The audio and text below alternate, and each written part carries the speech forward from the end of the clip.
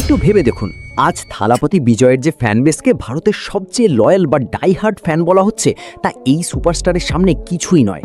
কারণ 1992 সালে 234টি আসনের মধ্যে 225টিতে জয়লাভ করে যে জয়ললিতা যখন প্রথমবারের মতো তামিলনাড়ুর মুখ্যমন্ত্রী হন, তখন তার একটি র্যালি যাচ্ছিল ডক্টর রাধাকৃষ্ণান রোড দিয়ে, এবং স্বাভাবিকভাবেই র্যালি পার না হওয়া পর্যন্ত ওই রাস্তার সব লোকাল গাড়িকে থামিয়ে দেওয়া হয়েছিল। কিন্তু একজন পুলিশ অফিসার এমন একটি গাড়ি থামিয়েছিলেন যার ভেতরে তামিল সিনেমার এক বিশাল আইকন বসেছিলেন।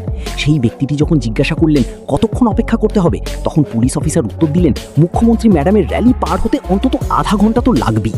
তখন সেই সুপারস্টার বললেন, তুমি এটা ইচ্ছে করে করছো, তাই না?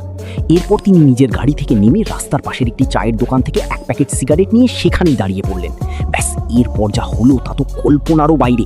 কিছুক্ষণের মধ্যেই তার চারপাশে মানুষের এত ভিড় জমে গেল যে বাধ্য হয়ে সেই পুলিশ অফিসারকেই বলতে হলো, স্যার দয়া করে আপনি এখান থেকে চলে যান। কিন্তু সেই সুপারস্টার এই অপমানটি তার মাথায় রেখে দেন।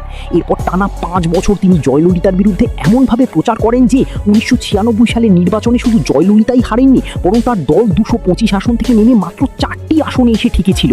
আর এত বিশাল ক্ষমতার অধিকারী এই সুপারস্টার আর কেউ নন, তিনি ছিলেন ওজি থালাইভা, রজনীকান্ত।